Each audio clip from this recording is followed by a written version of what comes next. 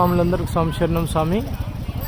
ఈరోజు మేము మహాపాదయాత్ర పూర్తి చేసుకొని రిటర్న్ వెళ్ళే మార్గంలో సేలం టు చెన్నై రోడ్డు పైన యత్తాపూర్ అని ఒక విలేజ్ దగ్గరికి వచ్చినాం స్వామి. మీరు చూడొచ్చు, అక్కడ సుబ్రహ్మణ్యం స్వామి వారి యొక్క పెద్ద ఎత్తున స్టాచ్యూ కనబడుతుంది.